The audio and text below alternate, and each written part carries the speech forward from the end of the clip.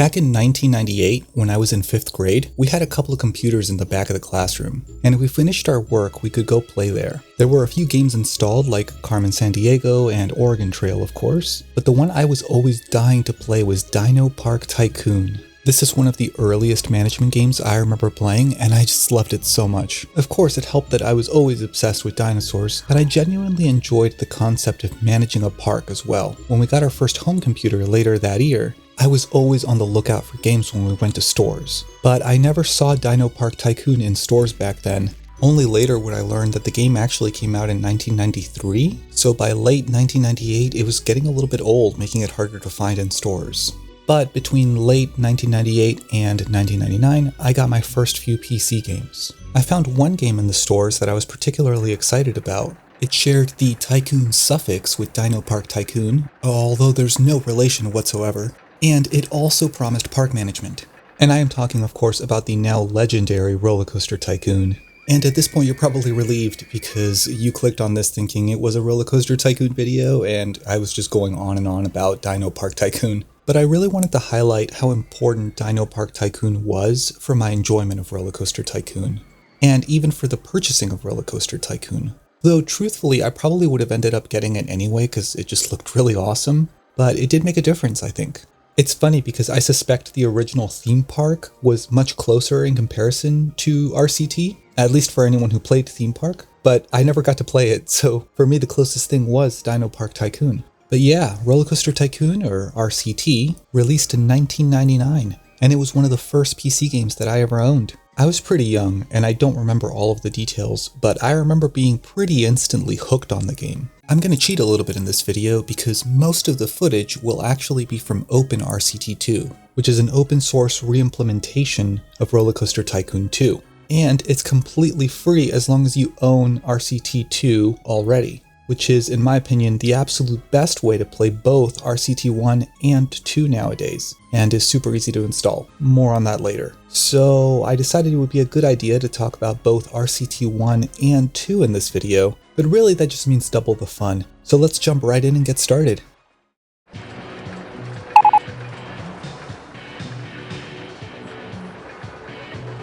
RollerCoaster Tycoon 1 and 2 were both developed by Chris Sawyer, and this guy is an absolute legend, because not only did he give us two of the best park simulator games ever made, but he's also the guy responsible for Transport Tycoon and Locomotion, two other fantastic management games. And I just have to talk about the development of RollerCoaster Tycoon, because at this point I'm pretty sure it's taboo not to mention that Chris Sawyer did all of the programming for these games by himself. And he did it in x86 assembly, which, if you're not familiar, is a very low-level programming language which looks like an absolute nightmare to program in. But it's what he was familiar with, and as crazy as it is, it's probably the reason why the games always ran so well, in spite of being such intensive simulations with thousands of different moving pieces. After developing Transport Tycoon while working on a sequel, he was inspired by roller coasters and went on a tour of coasters across the US and Europe. And that's how we got one of the greatest management games ever made. Seriously, even the spiritual successors to RCT like Parkitect and Planet Coaster don't quite replace the game for me. There's just something really special about this game. And with OpenRCT 2 making it run super smoothly on modern PCs and giving more options, it's still often my go-to, as much as I love those newer games too. And while we can all sing the praises of Chris Sawyer and his assembly skills all day long, and we should, I also want to give a shout out to Simon Foster, who made the absolutely timeless art of these games in that pre-rendered isometric style that I love so much. And don't quote me on this, but I believe that the technique he used was 3D modeling and then taking basically snapshots of those models to create sprites, which doesn't sound too horrible, but roller coaster cars, while they're moving, have so many angles that you can view them at that must have been an insane amount of work to make sure that everything looks good from every angle. And I also want to give a big shout out to Alistair Brimble, who composed the soundtracks of both games. I never get tired of these tunes, especially the opening title themes.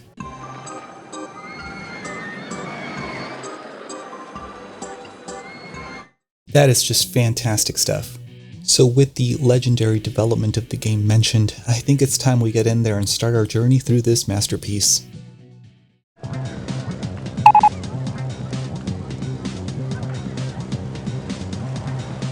As I mentioned, RollerCoaster Tycoon came out in 1999, and it got 2 expansion packs. Added Attractions, which was known as Corkscrew Follies in the US, and Loopy Landscapes. RollerCoaster Tycoon 2 came out in 2002, and also got 2 expansions, Wacky Worlds and Time Twister. So the way the games work is you pick a scenario and then you're told the objective, which is often time sensitive, so you can fail the objective and then you'd have to restart the park. So these are management games with goals where you have to complete objectives, but how you do that is pretty much up to you. And there's a variety of objectives, like making sure you have a certain number of guests in your park by a certain date, or building a specific number of roller coasters. Some scenarios also have extra challenges or restrictions, like not being able to build above a certain height, or not being able to cut down any trees. So once you're in a park, you have to manage your money, and you also have a park rating, which is a measure of a variety of things that make your park better, like ride diversity, scenery, guest happiness, etc. And let me tell you, there is so much to do. Of course, you can buy and place a huge variety of rides. There are gentle rides, thrill rides, water rides, transport rides, and of course roller coasters, all of which have different stats and appeal to different guests. All of the tracked rides like trains, log flumes, and roller coasters usually have pre-made layouts that you can put down, but they also have a custom build system, and you can make basically whatever kind of track ride you want with this. It can take some practice making sure that you make a ride that both functions and is fun to ride for your guests, but it's so worth it to make a custom ride that's specific to the park you're working on. And like I said, rides have stats like intensity and excitement ratings, but guests also have individual preferences of those ratings, so some guests will want a really intense roller coaster, while some will be happier with a hedge maze or a merry-go-round. So if your goal is to appeal to the greatest possible number of guests, you'll want all sorts of rides in your park. Beyond rides, there's also shops to manage that can help your guests be even happier at your park. You have food and drink shops, souvenir shops, balloon shops, the list goes on. You also have to strategically place restrooms and first aid rooms. Restrooms are pretty self-explanatory, but first aid rooms are for nauseous guests, because some rides can be pretty intense. So you'll have to decide if you want to put a first aid building at the exit of your really intense roller coaster, or a nice profitable pizza stall. So many management decisions. Guests also have needs, and that's of course where the shops come in. Different foods affect guests in different ways, but most foods will eventually make guests thirsty, so make sure you have those drink shops around too. And drinking will make them eventually want to use the restroom, which by the way you can charge money for. I'm not saying you should, just saying. Of course your guests can't get to any of your rides or shops without proper pathing, so it's up to you to make your entire park a layout, figuring out where the path should go and where it should wind. You can add benches, litter bins, and lamps to the path. You can elevate it or take it underground. And you can even cover it with scenery, so there's no excuse for a boring path. I also really love when guests stop and just take a look at stuff around your park and take pictures. That is such a nice feature, and it really showcases how this game is all about the details. You can also read your guest's mind and get some ideas on how to improve your park based on their thoughts. Like if everyone's saying how cheap a certain ride is, well then it's probably time to raise some prices. I often find myself stalking specific guests since they're all persistent. You can even rename them, so if you find one you want to follow, just give them a special name and then find them again later and see what they're up to. This is another feature I absolutely love, and sometimes I end up getting a little sad when a guest I've been following for a while finally leaves the park. Speaking of guests, if you need more of them, you could spend some of your funds on an advertising campaign, of which there are several to choose from, like free park entry or free rides, or just a general campaign to promote a new ride or the park as a whole. And who could forget the park staff, those mostly reliable individuals who are here to make sure your park is successful. Handymen are the Swiss Army knives of your park. They empty litter bins and clean up paths, but they also mow grass and water flowers. Mechanics inspect rides and fix broken ones. Security guards help keep vandalism down since unhappy guests will try to break your benches, litter bins, and lamps. And entertainers wear fun costumes and walk around and dance, making sure your guests are all having a good time. I also really love that you can customize the colors of your park staff. You can either make them all match or you can give them each a unique color. It's really cool. And although you can't change the colors of the entertainers, you can change their costume, and there's quite a few to choose from, which is really fun, and you can make them match the theme of your park. You can also do research to unlock new rides, shops, or scenery items. Depending on the scenario, you can also buy land or construction rights to expand your park. There's also rain in the game, which will cause some rides to be temporarily less desirable, like roller coasters, that sort of thing. But on the flip side, you can make some money selling umbrellas to guests. And of course, you can change the color of the umbrellas, which is something I always love doing. And there's a temperature and climate system which affects how thirsty your guests get and how much rainfall you'll get. For example, in a desert park, guests will get more thirsty and you'll get less rain. Did I cover all the basics? I don't know, there's so much in this game, so many details, so many systems to interact with. And if you're anything like me, this game can really suck you in. You can spend a very long time deliberating ride placement and picking out the right colors and music for your ride. Plan out what kind of shops you might want for your park, and do you want like a big food court or do you want to spread out your shops? You can meticulously plan out the pricing of each ride and shop to maximize profits while keeping guests happy. Lay out the path in just the right way so that it's both functional and fun to look at. You can plan out staff zones to make the most out of your workers so that they'll work more efficiently. One thing I really love doing is creating a network of transport rides like trains and monorails to move guests around the park. And that is particularly fun in really big parks. Another random thing I always like to do, and I do this both with umbrellas and balloons, I'll put down different stalls that sell different colors of them, and then at a glance I can take a look at the park and see where people are buying most of their balloons or umbrellas from. Or sometimes I'll just have one color throughout the park, but then I'll change it every year. I just keep coming up with more and more features to talk about with this game. Don't even get me started on the scenery. When I was a kid, I mostly just put down the easy stuff like flowers, topiaries, statues, that sort of thing. Which of course I still do where it makes sense, but you can do so much more with this game. You can change the terrain, you can plant trees, you can add water, you can make custom buildings to place your shops or ride entrances inside of. And in OpenRCT 2, you can even use cheats so that things don't have collision detection, and then you can get really crazy. And with all of these options, you can take something that looks like this and turn it into this. There's so much you can do. And the great thing is, if you want to take it easy and just build functional stuff to finish objectives, you can do that. Or if you want to go crazy with the finer details and spend countless hours trying to get a park to fit your vision exactly, you can do that too. Each base game and each expansion pack had a long list of scenarios to play, and here we have both installed with OpenRCT 2.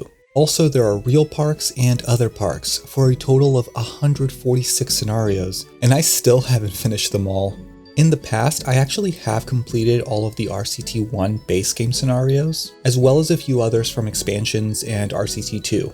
But for the purposes of this video, I did sort of a fresh installation of it, so that's why you don't see them here completed. But yeah, each one of these can take anywhere from 1 to 3 hours to complete, so that is a ton of gameplay. Technically, you can complete them a lot faster since OpenRCT 2 added speed controls to the game, so you can fast forward time. But I don't use that feature a lot since I never had it when I was growing up with the game, and so I mostly just forget about it. Plus, most of the time, if I have downtime in a park, I end up spending all of that time doing some extra decorating. Of course, it might even take you longer to get through all of these scenarios, since you can continue to play a park even after you finish the objective. Also, just a side note, but I really love how the guests stop to clap when you complete an objective. And they even let go of their balloons if they have any. I love this. Anyway, yeah, you can keep playing after you finish an objective, so if you're really wrapped up in something and you're not quite done, that's totally fine. You can just keep going all you like. Plus, you can replay scenarios, and I actually really love doing this. This isn't like some other games that let you replay levels and you just get better and better at doing mostly the same thing. I mean, I guess technically you could do the same thing, but the point here is that you can really make each replay totally different. You can try completely different layouts or new strategies or a totally new aesthetic for your park. You could even try to limit yourself in some way, like making a park that's meant to only have gentle rides or only roller coasters, etc. And then there's the scenario editor. Now this was a feature that was added with RCT 2, but expanded upon greatly with OpenRCT 2.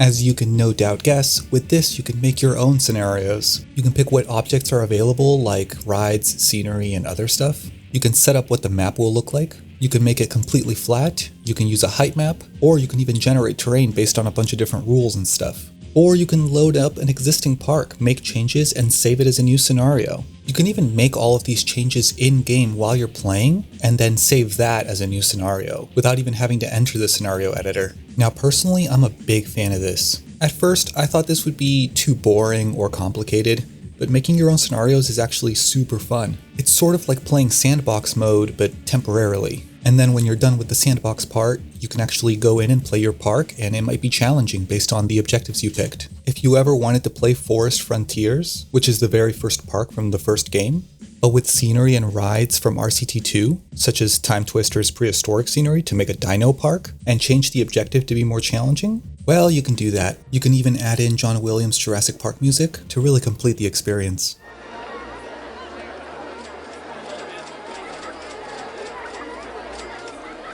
The point is, the value here for the amount of gameplay you get is absolutely insane. And the thing is, the gameplay is just so much fun and so addictive. I could go on all day, but we do have other stuff to talk about, so let's get to that.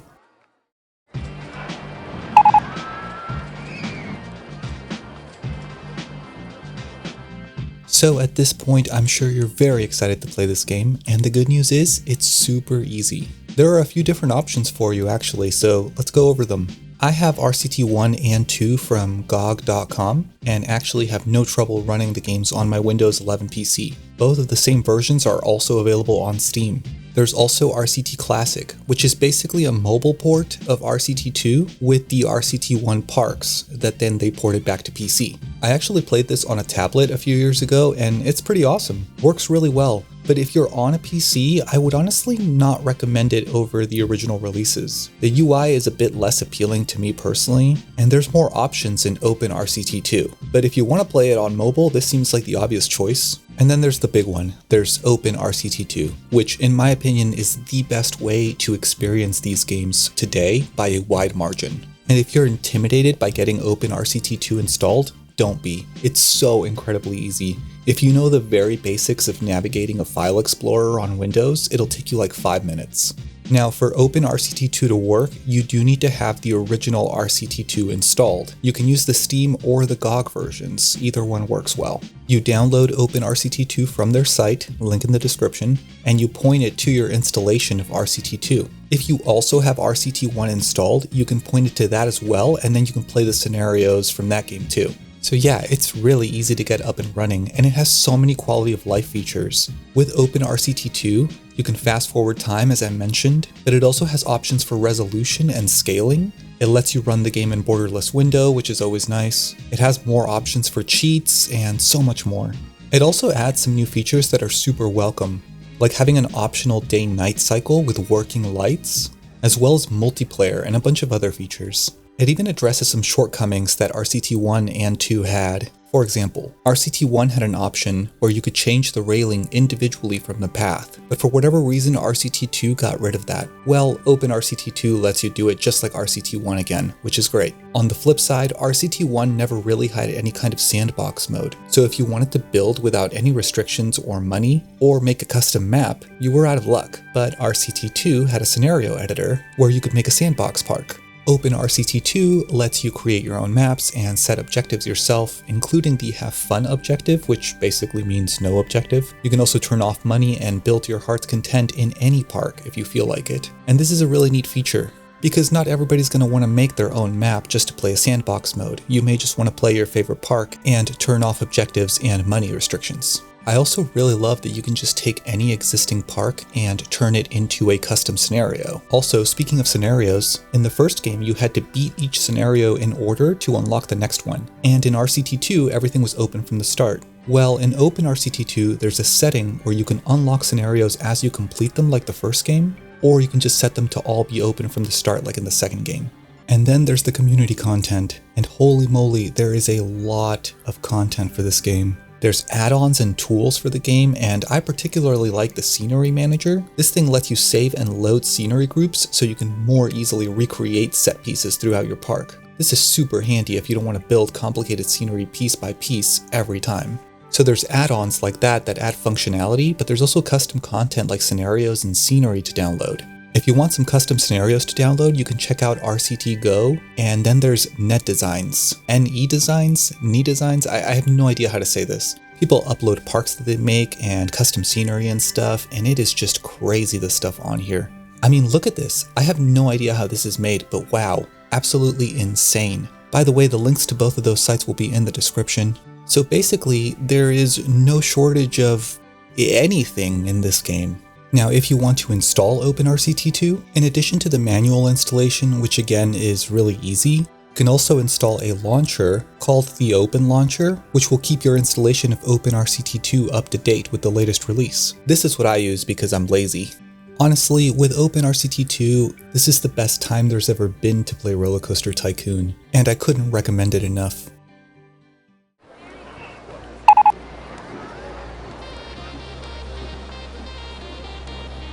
So this is just such an easy recommendation. If you've never played RCT, you gotta try it. And if you've played it before but never used OpenRCT2, give it a shot. It really breathes new life into a fantastic game. To me, this is honestly one of the best games ever made, especially when you factor in the second game and OpenRCT2. It's funny because when RCT2 first came out, I got it right away, having loved the first game so much. But I was disappointed actually.